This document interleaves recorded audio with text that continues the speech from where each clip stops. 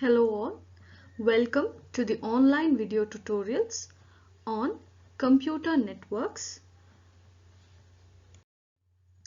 Myself, Akshat Monnapake, Assistant Professor, Department of Electronics and Communication Engineering, Sai Vidya Institute of Technology, Bangalore.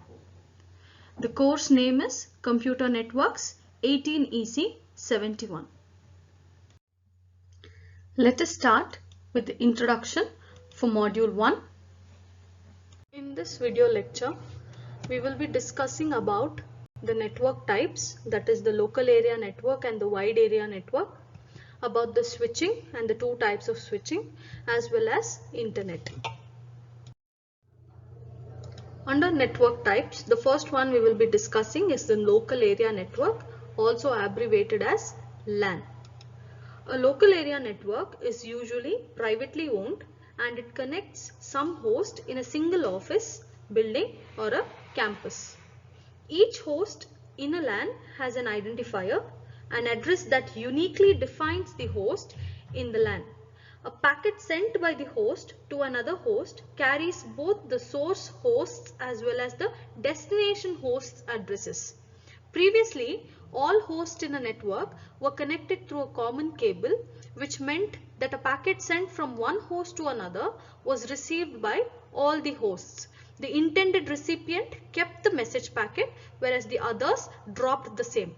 Now, most LANs use a smart connecting switch which is able to recognize the destination address of the packet and guide the packet to its destination without sending it to all the other hosts.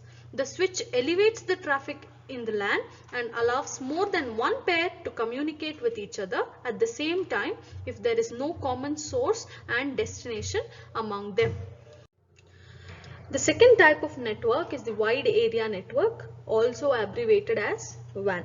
A wide area network is also an interconnection of devices capable of communication. A LAN is normally limited in size, spanning an office, a building or a campus, whereas a WAN has a wider geographical span, spanning a town, a state, a country, or even the whole world. The WAN interconnects connecting devices such as switches, routers, or modems. It is normally created and run by communication companies and leased by an organization that uses it. So there are two types of WANs. The first one is point-to-point WAN. So a point-to-point WAN is a network that connects two communication devices through a transmission medium, either a cable or air. The second type of WAN is the switched WAN. A switched WAN is a network with more than two ends. It is used as a backbone for global communication. It is a combination of several point-to-point WANs that are connected by switches. So the next concept we will be discussing is switching. So an internet is a switched network in which a switch connects at least two links together. A switch needs to forward data from a network to another network when required. The two most common types of switched networks are circuit switched and packet switched network. The first switching network we will be discussing about is the circuit switched network. In a circuit switched network, a dedicated link or a connection called as a circuit is always available between two end systems. The switch can only make it active or inactive.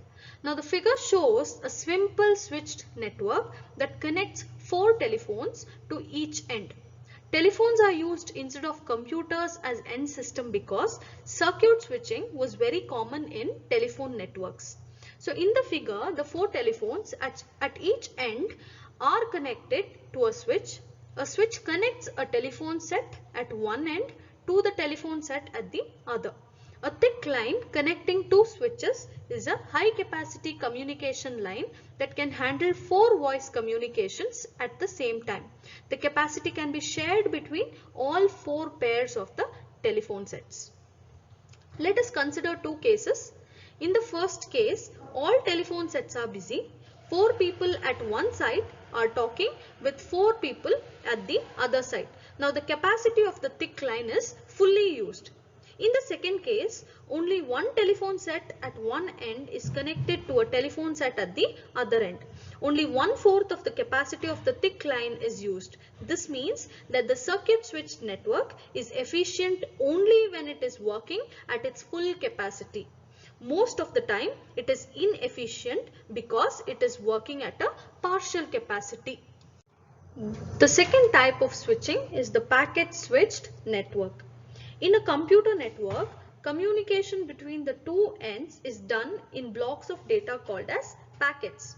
So instead of continuous communication we see between two telephone sets, when they are being used, we see the exchange of individual data packets between two computers. Now this allows us to make the switch function for both storing and forwarding, because a packet is an independent entity that can be stored and sent later. So the figure shows a small packet switched network that connects 4 computers at one side to 4 computers at the other side. Now the router in the packet switched network has a queue that can store and forward the packet. Assume that the capacity of the thick line is only twice that of the capacity of the data line connecting the computers to the routers. So if only 2 computers, one at each site, need to communicate with each other, there is no waiting for the packets. If packets arrive at one router when the thick line is already working at its full capacity, the packets should be stored and forwarded in the order they are arriving.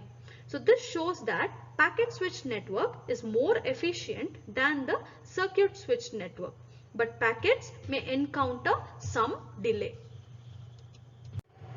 The next concept is the internet. An internet is 2 or more networks that are communicating with each other. The most notable internet is called as internet, and it is composed of thousands of interconnected networks. Now the figure shows the conceptual view of the internet. The internet has several backbones, provider networks and customer networks. At the top level, the backbones are large networks owned by some communication companies such as Sprint, Verizon, AT&T and NTT. The backbone networks are connected through some complex switching systems called peering points. At the second level, there are smaller networks called provider networks that use the services of the backbone for a fee.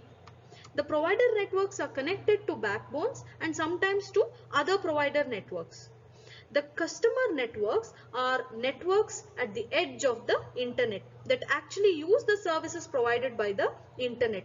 They pay the fees to the provider network for receiving all these services. Backbones and provider networks are also called internet service providers, abbreviated as ISPs. Backbones are often referred as international ISPs, whereas the provider networks are regional or national ISPs. Thank you for watching this video tutorial on communication networks.